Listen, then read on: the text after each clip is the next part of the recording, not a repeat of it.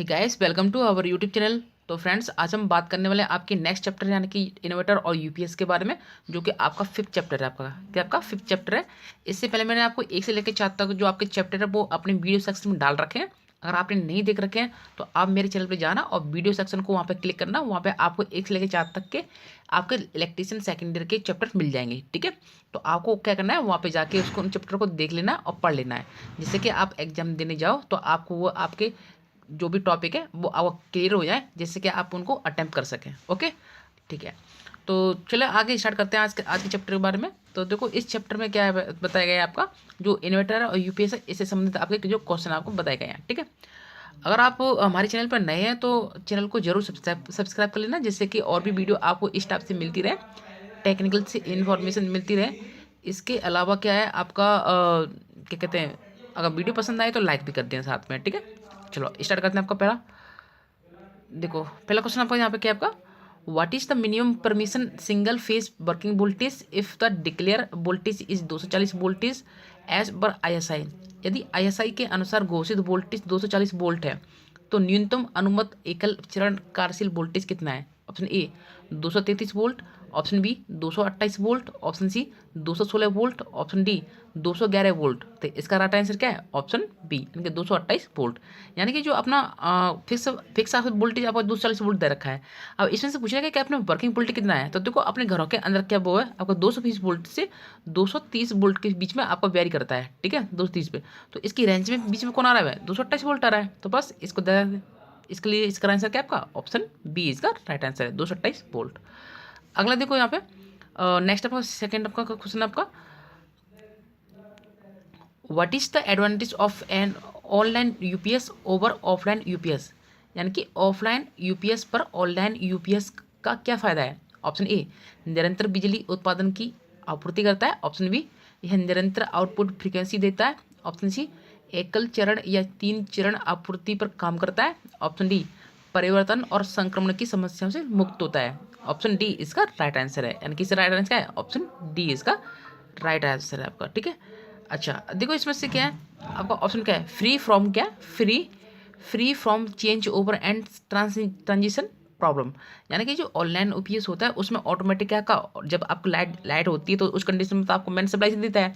Light जाने पर क्या था है, ऑटोमेटिक चेंज ओवर हो जाता है और किसी भी प्रकार की चेंज ओवर की करने की जरूरत नहीं पड़ती, क्योंकि ऐसा नहीं कि इसके लिए कोई अलग से बंदा बैठाया गया हो या बंदा इसको जब लाइन चली जाए तो उसको ऑन करे, फिर जब लाइन आया तो उसको ऑफ करके फिर वापस से उसको ऑन करे। तो ऐसे करने की झंझट नहीं है, जो ऑटोमेटिक आपका ले लेगा। ठीक है, तो चेंज ओवर की समस्या नहीं होती इसके अंदर, किसी बंदे की जरूरत नहीं पड़ती, ऑटोमेटिक कर लेता है। इसके अलावा क्या होता है, जो ट्रांजिशन प्रॉब्लम है वो भी इसके अंदर क्या है, ट्रांजिशन प्रॉब्लम यानी कि जो संक्रमण की समस्या आती है उससे भी छुटकारा मिल जाता है। इसलिए इसका राइट आंसर क्या है? ऑप्शन डी इसका राइट आंसर है, यानी कि परिवर्तन और संक्रमण की समस्याओं से मुक्त। ओके, अगला देखो इसको थर्ड क्वेश्चन देखें।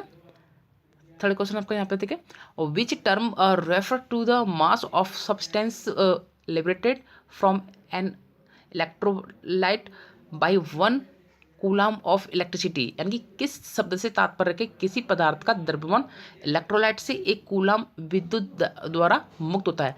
तो देखो ये आपका सेल बैटरी से, आपका क्या है, सेल बैटरी से आपका ये सवाल, आपका सेल बैटरी आपने पढ़ रखी होगी, उसमें संबंध है। वो आपका क्या है, आपका फैराडे का जो विद्युत अपघटन का नियम है ना, वो पूछा है। फैराडे के विद्युत अपघटन के नियम थे, फर्स्ट नियम था और सेकंड नियम था, उससे संबंध आपका बोल रखा है।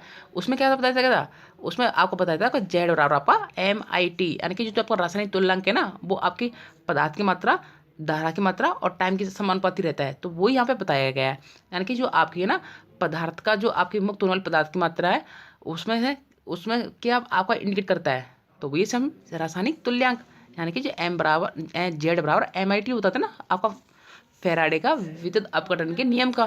तो इसी के अकॉर्डिंग ये सवाल पूछा गया है, सेम टू सेम। तो बस इसमें करना क्या है, ये पूछा है आपका कि किस शब्द से तात्पर्य के किसी पदार्थ का द्रव्यमान इलेक्ट्रोलाइट से 1 कूलाम विद्युत धारा मुक्त होता है, यानी पदार्थ की मुक्त होती है। तो वो कौन सी पदार्थ थी? अगर बात करें, ऑप्शन ए विद्युत अपघटन, ऑप्शन बी विद्युत लेपन, ऑप्शन सी इलेक्ट्रोनकल, ऑप्शन डी विद्युत रासायनिक तुल्यांक। तो क्या आपका राइट आंसर आपका ऑप्शन डी, यानी कि इलेक्ट्रोकेमिकल इक्विवेलेंट या फिर विद्युत रासायनिक तुल्यांक। तो जी तो बताता जेड बराबर आपका MIT। तो क्या आपका जेड के समानुपाती होगी किसकी? पदार्थ के मुक्त होने की मात्रा। ठीक है, बस। तो क्या है इसका विद्युत रासायनिक तुल्यांक, ऑप्शन डी इसका राइट आंसर है। अगला देखिए फोर्थ में आपका which electrolyte circuit is used in an automatic voltage stabiliser to produce constant output voltage. निरंतर आउटपुट वोल्टेज का उत्पादन करने के लिए एक स्वचालित वोल्टेज स्टेबलाइजर में किस इलेक्ट्रॉनिक सर्किट का उपयोग किया जाता है? ऑप्शन ए रेक्टिफायर सर्किट का, ऑप्शन बी एम्पलीफायर सर्किट का, ऑप्शन सी दोलन सर्किट का, ऑप्शन डी फीडबैक सर्किट का। तो इसका राइट आंसर क्या है? ऑप्शन डी यानी कि फीडबैक सर्किट का इसका आंसर है। अगला देखिए आपका फिफ्थ में what is the full form of abbreviation of UPS, यानी कि संक्षिप्त नाम यूपीएस का पूर्ण रूप क्या है? सबसे मोस्ट क्वेश्चन आपका है ना, सबसे मोस्ट क्वेश्चन आपका कि यूपीएस की है ना फुल फॉर्म क्या है। तो इसको ना जनरल कंपटीशन में पूछ लेते हैं और साथ में अपने टेक्निकल भाषा में पूछ लेते हैं। तो यूपीएस की फुल फॉर्म क्या है? सबको पता है क्या आपकी? यूपीएस की फुल फॉर्म क्या आपकी? वही आपका अनइंटरप्ट पावर सप्लाई। क्या है आपका? अनइंटरप्ट पावर सप्लाई। तो इसका राइट आंसर क्या है? ऑप्शन डी यानी कि अनइंटरप्ट पावर सप्लाई इसका राइट आंसर है। अगला देखो फिफ्थ में which is a frequency converter, यानी कि आवृत्ति कन्वर्टर कौन सा है? Option A rectifier, option B DC chopper, option C cyclo converter, option D DC से एसी कन्वर्टर। तो इसका राइट आंसर क्या है? ऑप्शन आपका सी यानी कि साइक्लो कन्वर्टर। यानी कि साइक्लो कन्वर्टर करता है वो आपको एसी को डीसी में, डीसी को एसी में, साथ साथ में फ्रीक्वेंसी को भी चेंज कर लेता है, इसलिए इसका नाम रखा है साइक्लो कन्वर्टर। यानी कि साइक्लो कन्वर्टर ऐसा है जो ऑलराउंडर की तरह काम कर लेता है। एसी को डीसी में भी कर लेता है वो चेंज, है ना, एसी को डीसी में चेंज कर लेता है और डीसी को एसी में भी कर लेता है। इसके अलावा क्या आवृत्ति को भी ये चेंज कर लेता है। ठीक है, तो इसका राइट आंसर क्या है? ऑप्शन सी इसका राइट आंसर है, यानी कि साइक्लो कन्वर्टर। अगला देखो आप फिजिक्स में which feedback network is used for automatic voltage stabiliser, यानी कि स्वचालित वोल्टेज स्टेबलाइजर के लिए किस फीडबैक नेटवर्क का उपयोग किया जाता है? ऑप्शन ए धारा डिवाइडर नेटवर्क का, option B voltage divider network, option C tape transformer network, option D प्रतिरोध तापमान डिटेक्टर नेटवर्क। तो क्या है इसका? ऑप्शन बी इसका राइट आंसर है, यानी कि वोल्टेज डिवाइडर नेटवर्क का। ओके, अच्छा नेक्स्ट आपका यहाँ पे सेवेंथ में what is the full form of PWM। ये भी आपको मोस्ट आपका PWM का पूर्ण रूप क्या है? सबको पता है। अगर बात करें इससे क्या है, इसका है आपका, इसका है पल्स, यानी कि PWM, यानी कि P for pulse, W for width, M for modulation. तो इसलिए इसका राइट आंसर क्या है? ऑप्शन बी यानी कि पल्स विड्थ मॉड्यूलेशन इसका राइट आंसर है। तो राइट आंसर क्या है आपका? Option B pulse width modulation. अगला देखो इसमें एट्थ में क्या आपका यहाँ पे which electrical device is actuating the voltage in a stepped voltage stabiliser, यानी कि चरणबद्ध वोल्टेज स्टेबलाइजर में कौन सा विद्युत उपकरण वोल्टेज को सक्रिय कर रहा है? Option A auto state, option B output transformer, option C over voltage relay, option D under voltage relay. तो इसका राइट आंसर क्या है? इसका राइट आंसर आपका ऑप्शन ए ऑटो स्टेट। क्या आपका? Auto state. ठीक है, अच्छा नेक्स्ट देखिए इसका नाइन्थ में देखो what is the purpose of output transformer in inverters, यानी कि इन्वर्टर में आउटपुट ट्रांसफार्मर का उद्देश्य क्या है? ऑप्शन ए इनपुट एसी को step up, option B input AC को step down, option C amplifier से एसी स्टेप अप करें, ऑप्शन डी एम्पलीफायर से एसी स्टेप डाउन करें।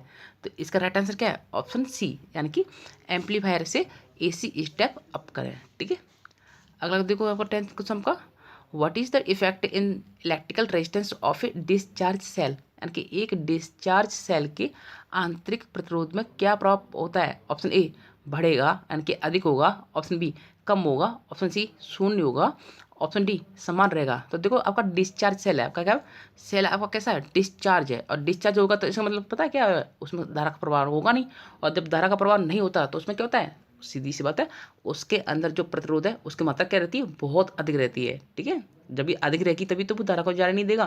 तो ऐसे क्या होता है? डिस्चार्ज सेल में क्या होता है? आपकी रेजिस्टेंस बहुत अधिक मात्रा में रहता है, इसलिए इसका राइट आंसर क्या है? ऑप्शन ए है इसका राइट आंसर है। ठीक है, यानी कि अधिक। अगली बात करें आपके क्वेश्चन की 11th में ये देखा है कि calculate the voltage and ampere प्रति hour if 4 cell rated as 1.5 volt and 8 ampere hour are in parallel, यानी कि वोल्टेज और एम्पियर प्रति घंटे की गणना करें यदि समांतर में जुड़े 4 सेल 1.5 वोल्ट और 8 एम्पियर हावर के रूप में रेट की गई है। तो अगर बात करें इसकी ऑप्शन की, क्या है आपकी ऑप्शन आपको देख रखे हैं, लेकिन कैसे याद करें, देखो समांतर में क्या है आपका, अगर मैं बात करूँ आपका जो आपका क्या है, आपका यहाँ पर दे रखा है, आपका समांतर में आगे सेल लगे हैं, कैसे आपके समांतर में सेल लगे हैं। और हमें पता है कि आपके समांतर में सेल लगे होते हैं, तो क्या होता है आपके समांतर में, आप जब सेल लगे होते हैं आपके, जैसे सपोज करो इसको मैं उठा दूँ आपको, समांतर में आपको सेल लगे इस टाइप से, है ना, ये अपने सेल लगे आपके इस टाइप से, और भी आपके एक दूसरे के साथ C1 C2 C3 ऐसे हैं।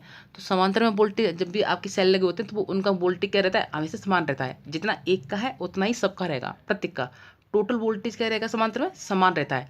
अगर सपोज करो एक सेल का वोल्टेज आपका 1.5 है, तो कुल वोल्टेज कितना रहेगा, कुल वोल्टेज भी आपका 1.5 भी रहेगा। क्यों? क्योंकि समांतर में वोल्टेज आपका समान रहता है। लेकिन जब इसको इन्हीं को क्या आपको सीरीज में लगा दिया है, क्या इनको अगर सीरीज में लगा दिया जाए 1.5 तो क्या होता है 1.5 तो क्या होता है सीरीज में क्या होता है सेल आपके जुड़ जाते हैं। तो 1.5 कितना हो गया, 3 हो गया, और 3 और 1.5 यानी कि 4.5। तो सीरीज में तो 4.5 आएगा वोल्टेज। क्यों? क्योंकि उनको जोड़ देते हैं, सीरीज में वोल्टेज आपके क्या हैं जुड़ जाते हैं। लेकिन समांतर में क्या होता है आपके वोल्टेज समान रहते हैं, चाहे कितने भी सेल लगा लो, 100 को नहीं लगा लो, 1000 ही क्यों ना लगा लो, उनका टोटल वोल्टेज आपका एक सेल का जितना है उतना ही सबका आएगा। एक सेल का वोल्टेज आपका 1.5 है, तो 1000 सेल लगा दो समांतर क्रम में तब भी उनका 1.5 ही आएगा। लेकिन श्रेणी क्रम में क्या होगा, श्रेणी क्रम में जुड़ जाएगा, श्रेणी क्रम में उनको सबको जोड़ देंगे, ठीक है बस। तो एक आंसर तो अपने यहाँ पहले से आ गया कि इसमें पूछा कि आपका क्या कहते हैं सेल, यानी कि ये पूछ रहा है कि वोल्टेज कितना आएगा, तो वोल्टेज तो 1.5 का लग रखा है यहाँ पे, 1.5 का तो लग रखा है ना अपने यहाँ पे, तो वोल्टेज तो 1.5 आ गया। तो ऑप्शन में देखो ऑप्शन कौन सा है 1.5, आप ऑप्शन डी में दिखाई दे रहा है 1.5, और में तो है नहीं, इसमें भी नहीं है, इसमें भी नहीं है, इसमें भी नहीं है, इसमें है 1.5 में। तो राइट आंसर क्या है ऑप्शन 5, यानी कि फोर्थ, यानी कि 1.5 वोल्टेज, ये तो अपना आ गया। लेकिन क्या हमें एम्पियर हावी भी चाहिए, टोटल इसकी एम्पियर हावर कितनी है, तो देखो इसमें से क्या दे रखा है आपको 4 सेल दे रखे हैं, क्या आपके 4 सेल दे रखे हैं, ठीक है, यानी कि 4 सेल दे रखे हैं आपको, और कितनी एम्पियर दक्षता उनकी 8 है, ठीक है, टोटल 8 इसकी क्या एम्पियर दक्षता है किसकी, प्रत्येक सेल की। तो टोटल कितनी होगी 8 चौका 32, कितनी होगी 32, तो टोटल कितनी क्षमता कितनी 32 होगी। इसलिए इसका राइट आंसर क्या है ऑप्शन डी। तो अपने 1.5 वोल्ट लगा लिया, साथ में क्या है एम्पियर हावर भी अपने निकाल लिया, कि एक की कितनी है, एक की आपकी क्षमता की 8 है, तो 4 की कितनी होगी, 4 की होगी आपकी 32, बस सिंपल गुणा तो कर देना है, बस आ गया, ठीक है। चलो नेक्स्ट क्या करते हैं आपको 12th में देखते हैं आपको, और which type of output transformer is used in automatic voltage stabiliser, स्वचालित वोल्टेज स्टेबलायर में किस प्रकार के वो आउटपुट ट्रांसफार्मर का उपयोग किया जाता है। Option A auto transformer, option B static transformer, option C ring core प्रकार का transformer, option D ferrite core प्रकार का ट्रांसफार्मर। तो इसका राइट आंसर क्या है ऑप्शन ए, इनके ऑटो ट्रांसफार्मर। जितने भी अपने वोल्टेज स्टेबलायर होते हैं, अपने फ्रिज का हो गया, टीवी का हो गया, एसी का कोई भी स्टेबलायर है, उसमें केवल एक ही बाइंडिंग आती है। ऑटो ट्रांसफार्मर क्या होता है कि एक ही बाइंडिंग आपकी होती है, और वही एक ही बाइंडिंग आपकी प्राइमरी बाइंडिंग का काम कर लेती है, और वही आपकी सेकेंडरी बाइंडिंग का काम कर लेती है। बस होता क्या है आपके जो बटन होता है ना, जो अपन चिट चिट सी आवाज़ करता है, यानी कि स्टेप करता है, वही अपना सेलेक्ट कर लेता है। अगर तुम्हें वोल्टेज अधिक करनी है तो वही अपना वोल्टेज अधिक कर लेगा, नंबर ऑफ टर्न्स ज़्यादा बढ़ जाएंगे, और वोल्टेज को डाउन करनी है तो वही उसमें नंबर ऑफ टर्न्स आपके घट जाएंगे, यानी कम कर लेगा। यानी कि एक ही बाइंडिंग इसमें काम आती है, किसमें, वोल्टेज स्टेबलायर में। तो बस आपका यही पूछा कि वोल्टेज स्टेबलायर में कौन सा ट्रांसफार्मर काम आता है, तो उसका नाम है आपका ऑटो ट्रांसफार्मर, यानी कि ऑप्शन ए इसका राइट आंसर है ऑटो ट्रांसफार्मर। अगर बात करें आपकी 13 की, यहाँ पे 13 की बात करें यहाँ पे 13 में क्या आपका which is the application of automatic stepped voltage stabiliser, यानी कि स्वचालित चरणबद्ध वोल्टेज स्टेबलायर का अनुप्रयोग कौन सा है। स्वचालित चरणबद्ध वोल्टेज स्टेबलायर का अनुप्रयोग कौन सा है। Option A geyser, option B grinder, option C TV receiver, option D air conditioner. तो इसका राइट आंसर क्या है, इसका राइट आंसर आपका ऑप्शन सी इसका राइट आंसर है, मतलब टेलीविजन रिसीवर। तो टेलीविजन रिसीवर में भी आपका स्टेप अप मतलब आपका जो आपका ऑटो ट्रांसफार्मर काम आता है, ठीक है। तो ऑप्शन सी इसका राइट आंसर है, टीवी रिसीवर में इसका उपयोग करते हैं। अगला देखिए इसको 14 में, which principle the constant voltage transformer works, यानी कि नियत वोल्टेज ट्रांसफार्मर किस सिद्धांत पर काम करता है? ऑप्शन ए स्वप्रेरण सिद्धांत, ऑप्शन बी विभव पात सिद्धांत, ऑप्शन सी फेरो अनुनादित सिद्धांत, ऑप्शन डी अन्योन प्रेरण सिद्धांत। तो ऑप्शन सी इसका राइट आंसर है। क्या आपका? ऑप्शन सी फेरो अनुनादित सिद्धांत इसका राइट आंसर है। ठीक है। अच्छा, अगर देखो आपका मोस्ट क्वेश्चन आपका ये इन्वर्टर का कार्य क्या है, यानी कि इन्वर्टर कौन सी ऊर्जा में चेंज करता है। तो इन्वर्टर क्या करता है? इन्वर्टर आपको आपकी जो बैटरी के अंदर जो आपकी डीसी भरी होती है उसको किस में चेंज करता है? वो एसी में चेंज करता है। ठीक है। तो बस क्योंकि आपकी इन्वर्टर करता है, जब सप्लाई आती है तो वो उस मेन सप्लाई से ले लेता है। जब लाइट चली जाती है तो क्या करता है? जो आपकी बैटरी होती है उस बैटरी में कौन सी ऊर्जा होती है? सबको पता है डीसी होती है। तो वो डीसी सप्लाई को वापस से किस में कन्वर्ट करता है? वो एसी सप्लाई में कन्वर्ट करता है। तभी तो अपने घर के अंदर अपन यूज में ले लेते हैं। जब लाइट आ जाती है तो ऑटोमेटिक उसको काट देता है, सप्लाई को काट देता है। फिर क्या करता है? उसको चार्जिंग में लगा देता है। किसको? बैटरी को।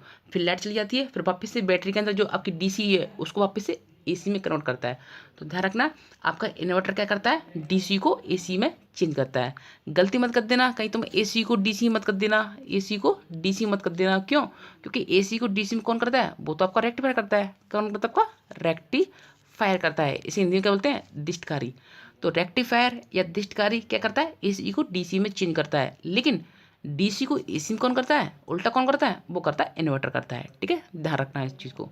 अगला देखते हैं। तो अगर मैं बात करूँ इसका ऑप्शन क्या है इसका ऑप्शन राइट आपका ऑप्शन बी, यानी कि डीसी वोल्टेज को एसी वोल्टेज में परिवर्तित करता है। ऑप्शन बी इसका राइट आंसर है। ठीक है। अगला देखो आपका 16 में, which transformer is used in servo voltage stabiliser. Servo voltage stabiliser में किस ट्रांसफार्मर का उपयोग किया जाता है? Option A step up transformer, option B step down transformer, option C toroidal auto transformer, option D नियत वोल्टेज ट्रांसफार्मर। तो इसका राइट आंसर क्या है? ऑप्शन सी, यानी कि टोरोडियल ऑटो ट्रांसफार्मर इसका राइट आंसर है। ठीक है। अगला देखो आपका 17 में ये पूछा आपका, which sequence wave inverters are used.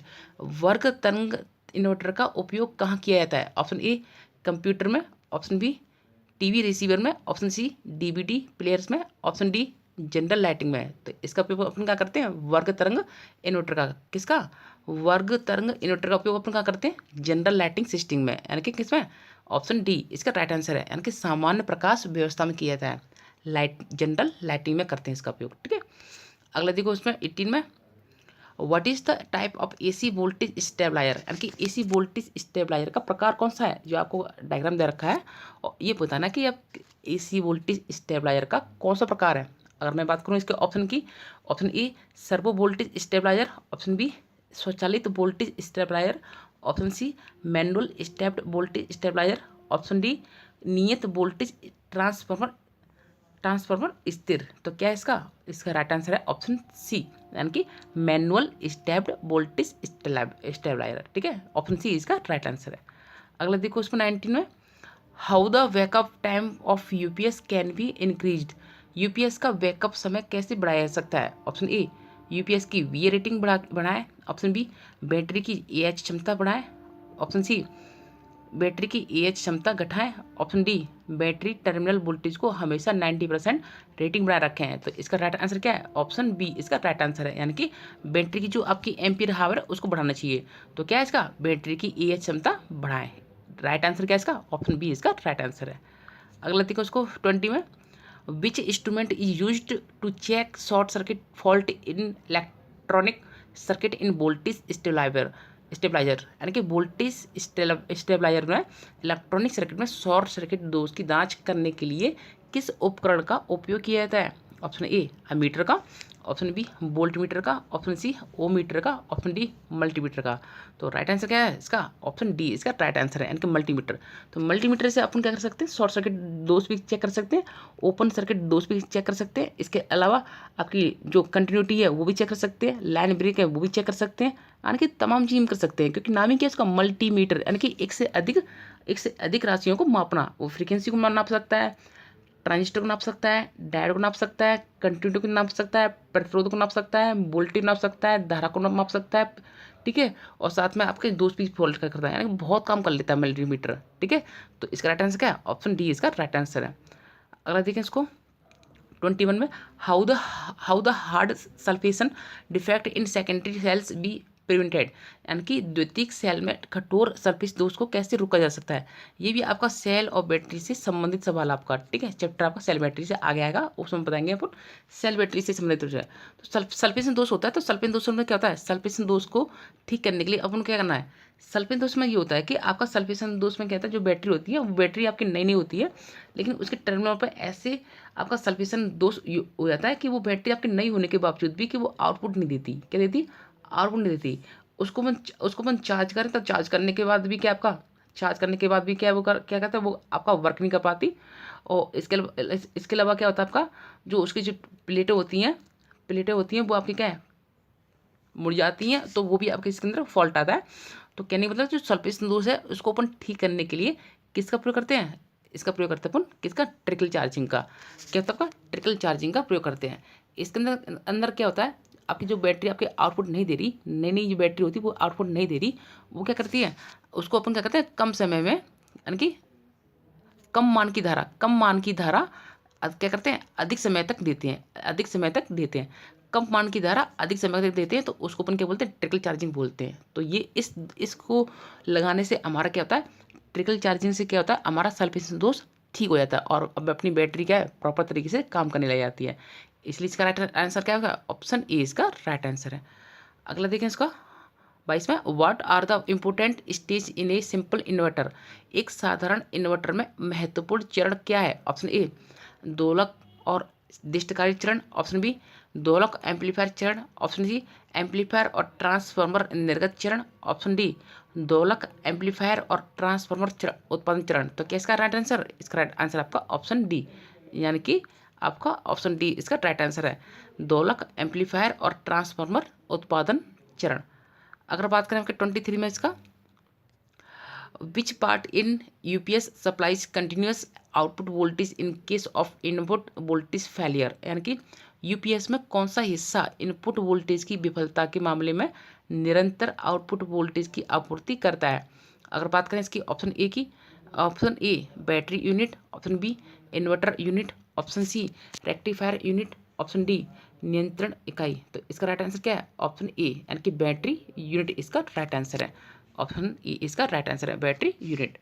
अगला देखिए 24 में आपका, what is the effect during loading of the cell, the current strength falls and become zero, यानी कि सेल के लोड होने पर क्या प्रभाव पड़ता है, ये कि करंट की ताकत गिरती है और शून्य हो जाती है। Option A buckling, option B ध्रुवीकरण, ऑप्शन सी स्थानीय क्रिया, ऑप्शन डी अमलगम। तो राइट आंसर क्या है इसका, ऑप्शन बी, यानी कि ध्रुवीकरण।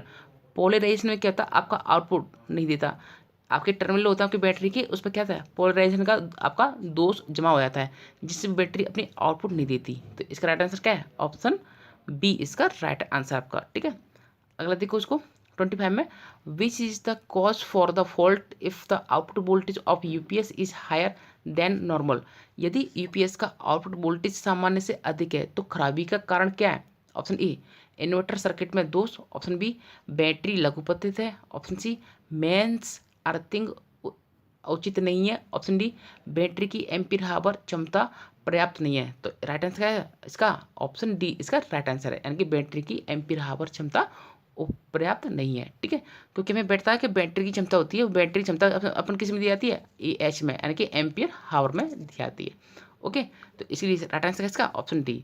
तो इस टाइप से आपके यहाँ पे क्या आपके 25 मैंने क्वेश्चन पूरे करवा दिए, आपके 25 क्वेश्चन ही थे इसके अंदर से, इस चैप्टर से। और भी चैप्टर जैसे आएगा तो मैं उसको अपलोड करता रहूँगा, प्रत्येक दिन आपको एक चैप्टर मिल जाएगा। इसके अलावा जैसे आपकी पूरी सेकेंड ईयर की क्लास की जो भी आपके चैप्टर वो कंप्लीट हो जाएंगे, मैं उसके बाद आपको एक प्लेलिस्ट बना दूंगा, फिर आप उस प्लेलिस्ट को जाके सीधे सीधे पूरी की पूरी वीडियो को एक साथ देख सकते हो, ठीक है फ्रेंड्स। तो आज के लिए इतना ही है। और हाँ, जो चैनल पर नए हैं तो चैनल को जरूर सब्सक्राइब कर लेना, जैसे कि और भी आपको इन्फॉर्मेशन टेक्निकल से संबंधित हो, अच्छा आपकी इन्फॉर्मेशन से संबंधित जो हो, मैं आपको यहाँ पे प्रोवाइड करवाता रहूँगा। और साथ में वीडियो को लाइक भी कर देना। ओके फ्रेंड्स, तो आज की वीडियो में इतना ही, फिर मिलती है किसी नई वीडियो के साथ, तब तक के लिए बाय।